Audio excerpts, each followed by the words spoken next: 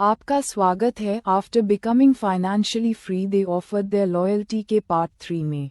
पिछली बार हमने देखा कि जब उसकी नजर सामने गई, उस लड़की के सिर के ऊपर 70 का अंक देखकर शैनैन चौंक गया। उसने हैरानी से कहा, अरे यार, इसके पास भी नंबर है और टीचर से भी ज्यादा। फांग मिनुई के बगल में बैठी लड़की ने शैनैन की तरफ चुपचाप देखा और फुसफुसाकर कहा, मिन, तुम्हें पता है शैनैन को उसकी गर्लफ्रेंड ने छोड़ दिया। फांग मिनुई ये सुनकर चौंकी। उसकी दोस्त ने आंख मारी और कहा, शैनैन। फांग कुछ समझ पाती उससे पहले ही जब वह शैनैन के पास से गुजरी तो बिना कुछ कहे उसकी तरफ देखती हुई आगे बढ़ गई, जैसे कुछ पक्का करना चाहती हो। उसकी दोस्त ने फिर कहा, ओरिएंटेशन के मिलिट्री ट्रेनिंग के दौरान जो तुमने उससे बात करने और पानी देने की कोशिश की थी वो नहीं करना चाहिए था। पैसे वाला है ये तो समझ आता है, और दिवालिया होने के बाद भी इतना घमंड, कोई भी ब्रेकअप कर देता। अच्छा हुआ तुम दोनों में प्यार व्यार नहीं था, वरना 3 साल बर्बाद हो जाते। फांग मिनुई ये सब सुनकर बस चुपचाप सांस भरती है, कुछ कह नहीं पाती। उधर शैनैन अब भी फांग को देख रहा था, सोचता हुआ, इतनी जल्दी नंबर कैसे गिर रहा है? इतनी आसानी से तो ऐसा मौका नहीं मिलता। उसका फेवरेबिलिटी स्कोर धीरे धीरे 72 से घटकर 69 हो गया। वो थोड़ा घबरा गया। नहीं, ऐसे बैठे बैठे तो कुछ नहीं होगा, लेकिन रूममेट की भावनाओं का भी ख्याल था, इसलिए उसने पूछा, हांग हाबा, अगर मैं फांग मिनुई के साथ कपल बन गया तो तुझे बुरा लगेगा? हांग ने उसकी ओर देखकर ठोड़ी पर हाथ रखा, फिर बोला, असल बात ये है कि तू क्लास की ब्यूटी को पटाना चाहता है, पर तुझे क्या लगता है तू अब भी वही रिच बॉय है जो BMW 4 सीरीज चलाता था? फिर कुछ सोचकर बोला, सच कहूँ तो मुझे फर्क नहीं पड़ता, जब तक वो ली जियानपिंग के साथ नहीं है, किसी के भी साथ हो जाए चलेगा। शैनैन को जैसे यही सुनना था, फौरन पलटा और बोला, ब्रो, बस इसी जवाब का इंतजार था। हांग हैरानी से चिल्लाया, भाई तू सीरियस है? शैनैन ने बिना कुछ बोले सबसे तेज दौड़ लगाई और फांग मिनुई के सामने जाकर गंभीरता से बोला, मिनुई। फांग ने चौंक कर उसकी तरफ देखा, चेहरा लाल हो गया। उसकी दोस्त भी सतर्क हो गई और फौरन सामने आकर बोली, शैनैन क्या चाहते हो? शैनैन ने पूरे भरोसे के साथ जवाब दिया, मैं सिर्फ ये पूछना चाहता हूँ, कल तुम फ्री हो? मैंने स्टार सुशी केकी रेस्टोरेंट में टेबल बुक की है, तुम मेरे साथ चलोगी?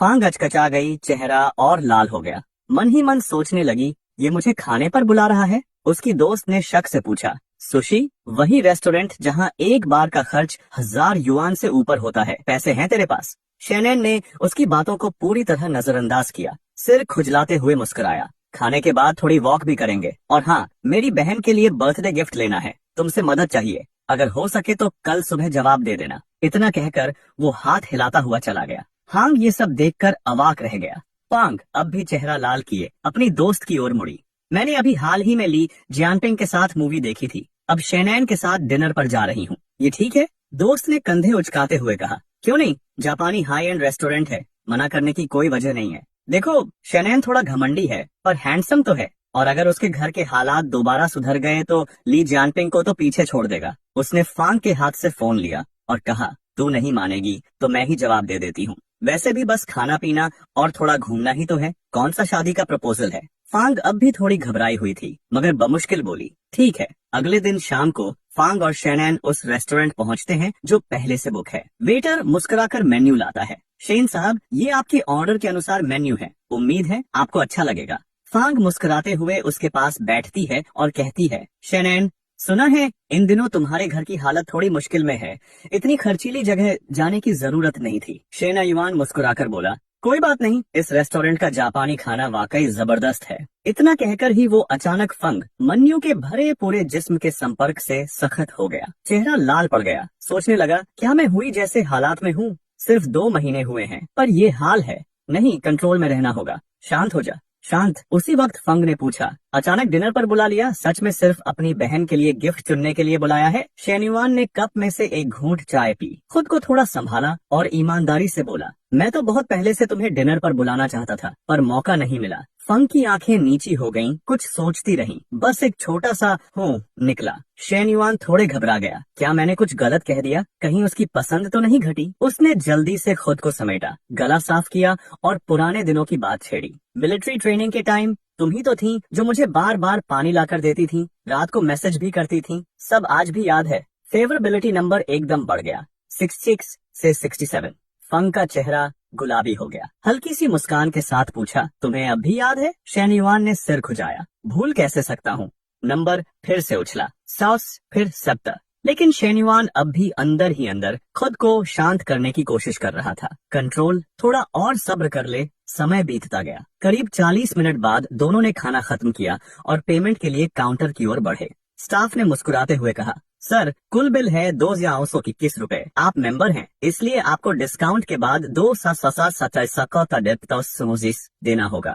शनिवान ने सिर हिलाया, ठीक है धन्यवाद। फेवरेबिलिटी नंबर बढ़ गया, अब 73। फंग मन्यू ने एक नजर शेन्युआन की ओर देखा। मेरे पूरे महीने के खर्च सिर्फ 3000 हैं और इसने एक डिनर पर उतना खर्च कर दिया। और ली जेनपिंग, उसने तो मूवी देखने के बाद कहा था कि अगली बार कैंटीन में खा लेंगे। घर में पैसे हैं फिर भी कंजूस। उसी वक्त सिस्टम की नोटिफिकेशन आई, सीमित समय का टास्क, पास में मौजूद किसी लड़की पर पैसा खर्च करो जिसकी फेवरेबिलिटी 60 से ऊपर हो और उसका सम्मान पाओ। इनाम, लड़की पर जितना पैसा खर्च हुआ वह 3 गुना लौटेगा। अगर फेवरेबिलिटी 3 अंक बढ़ी तो 2 गुना वापस मिलेगा। शेनयुआन ने फंग के सिर के ऊपर नजर डाली। अब नंबर था 77। पहली बार देखा था तब 72 था, अब 76। ओह, मतलब यही है। एक डिनर में ही 10,000 कमाने जैसा लग रहा है। फंग मन्यू ने उसकी ओर देखा, हल्का सा मुस्कुराई, चेहरा लाल लेकिन मुस्कान प्यारी। अब ये लड़का कुछ ज्यादा ही अच्छा लगने लगा है। शायद पैसे की ताकत यही होती है। यही सोचते हुए उसने शेन्युआन का हाथ थाम लिया। चलो अब उन्हें बहन के लिए गिफ्ट लेने गोड्जन मॉल जाना था। थोड़ी देर बाद गोड्जन मॉल के अंदर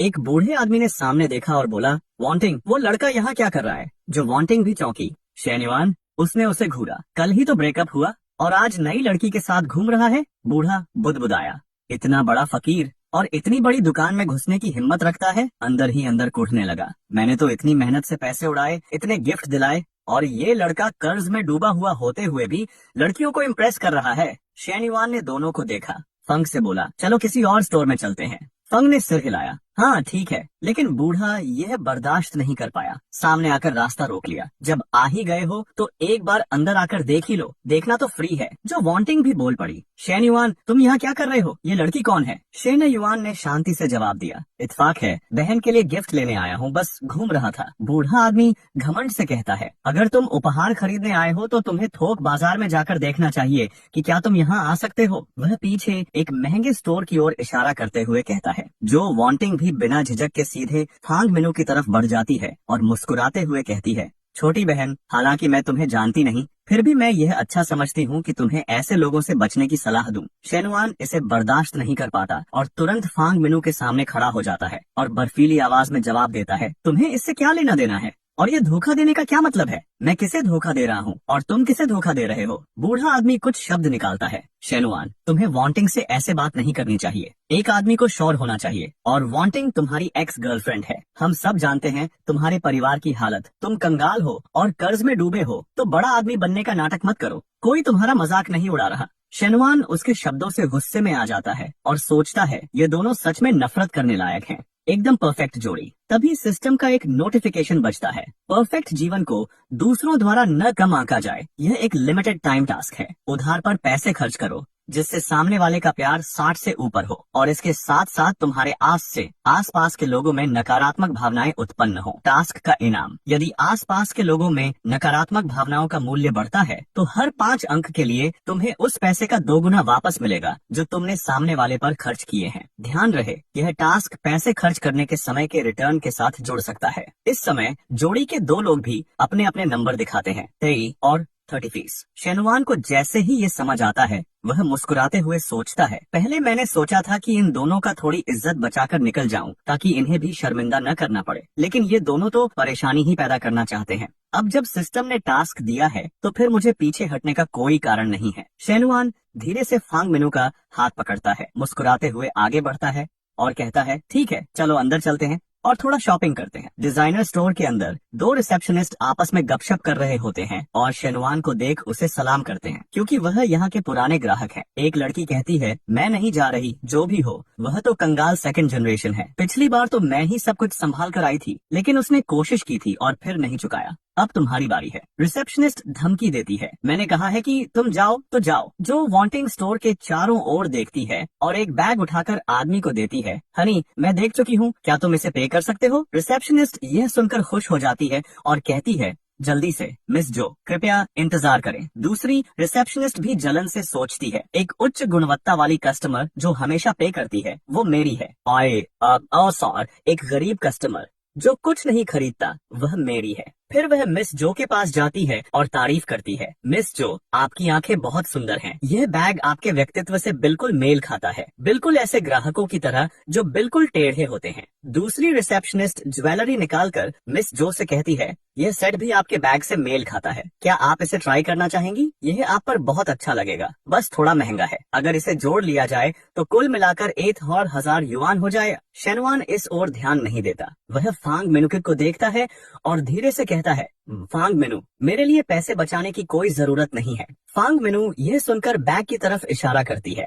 मुझे लगता है ये बैग भी अच्छा है, डिजाइन भी बहुत युवा है, शायद तुम्हारी छोटी बहन को पसंद आएगा। रिसेप्शनिस्ट यह सुनकर बुरी तरह से ताने देती है, ये दोनों साथ में 50,000 से ज्यादा का है, बहुत महंगा है। बूढ़ा आदमी यह सुनकर परेशान हो जाता है। 100,000 युआन के टूटे फूटे सामान? पहले तो मैं यहाँ सिर्फ 20,000 का बैग लेने आया था, सोचा था बहलाकर उसे खरीद लूंगा। अब ये तो पूरी 100,000 का सेट मांग रही है। जो वांटिंग निर्णय लेती है और शेनवान से कहती है, स्वाइप कार्ड करो हनी। शेनवान को जल्दी से जवाब देना था। वह गुस्से में सोचता है, 100,000 युआन मेरे लिए कोई बड़ी बात नहीं है, मेरे पास उतने पैसे नहीं है। तभी शेनवान की ताकतवर आवाज गूंजती है, मिस, मैं ये दोनों बैग ले लूंगा और सामने वाली लड़की ने जो एक्सेसरीज दिखाई थी वो भी दे दो। यह सुनते ही दोनों मोटे बिल्लियों कपल के होश उड़ गए, जैसे बिजली गिरी हो। वे हैरानी से शेन युआन की तरफ देखने लगे। फैंग मिंग भी कम चौंकी नहीं थी। रिसेप्शनिस्ट जो अभी तक जो वैनिंग की तारीफों में लगी थी, अचंभे में पलटकर देखती है,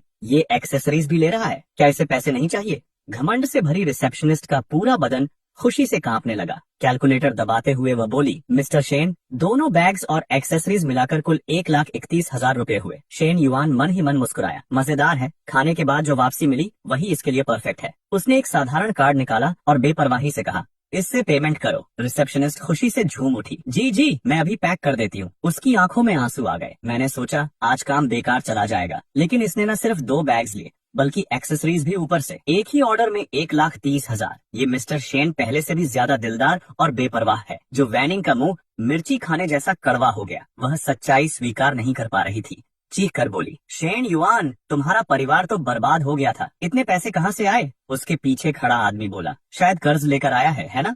शेन युआन ने भौहें चढ़ाई और ठंडे स्वर में कहा, जो सोचना चाहो सोचो, मेरे पास पैसे की कमी नहीं। या फिर तुम्हारे लिए भी एक बैग खरीद दूं? बस 20 से 25,000 की तो बात है, मामूली सी रकम है। यह सुनकर बूढ़े आदमी को लगा जैसे उसका दिमाग फटने वाला है। शेन युआन ने और जोड़ा, एक बात और, स्टाइल के साथ साथ दिल भी बड़ा होना चाहिए। वो तुम्हारी ऑडी 88 तो 6 से 7 लाख की है ना? तुम्हारे लिए तो ये छोटी सी रकम कुछ भी नहीं। जो वैनिंग हार नहीं मानना चाहती, उसने अपने पार्टनर को धकियाते हुए कहा, जानू, जल्दी दिखाओ ना अपना दम, इसे मत जीतने दो। लेकिन आदमी गुस्से में सोच रहा था, मेरी ऑडी तो ईएमआई पर है, ये बात वैनिंग को पता नहीं चलनी चाहिए, ये बच्चा मुझे पागल कर देगा। वह बेचैनी से फोन निकाल कर बोला, अरे रुको, मुझे एक कॉल आ रही है। जो वैनिंग बेसब्र होकर चिल्लाई, जानू, तुम क्या कर रहे हो? पीछे खड़ी रिसेप्शनिस्ट भी गपशप करने लगी। आदमी जोर जोर से बोलता हुआ बाहर भागा। किसने फैसला ले लिया? मैंने कहा था ना, 100 मिलियन से ऊपर के प्रोजेक्ट्स मेरी बिना मर्जी के नहीं हो सकते। जो वैनिंग ने दांत पीसते हुए कहा, शेन युआन, तुम्हारी हिम्मत। शेन युआन उनकी बेइज्जती और गिनती बढ़ते कुत्ते जोड़े को देखकर सोचता है, अच्छा, नेगेटिव इमोशंस का टारगेट पूरा हो गया, इनसे बहस करने का कोई फायदा नहीं, टास्क पूरा करना काफी है। पेमेंट करने के बाद शेन युआन ने एक बैग फैंग मिनुई की तरफ बढ़ाते हुए कहा, मिनुई, ये तुम्हारे लिए है। फैंग मिनुई चौंक गई, हाथ हिलाते हुए बोली, नहीं शेन युआन, ये बहुत कीमती है। शेन युआन ने बैग उसे थमाते हुए कहा, कोई बात नहीं, बस एक बैग है, मेरे साथ रहकर तुम्हें उन 2 बेकार लोगों से ताने सुनने पड़े, ये मेरी तरफ से सॉरी है। मुझे भी शर्म आ रही है, इसे मेरी माफी समझिए, कृपया इसे स्वीकार करें। मैं आपसे विनती करता हूँ, इसे स्वीकार कर लीजिए। फंग मिन हिचकिचाते हुए स्वीकार करता है, ठीक है तो धन्यवाद। शेन युआन खुशी से कहता है, इतनी जल्दी धन्यवाद मत कहो, तुम्हारे लिए ये सब भी है। फंग मिन हैरानी से पूछता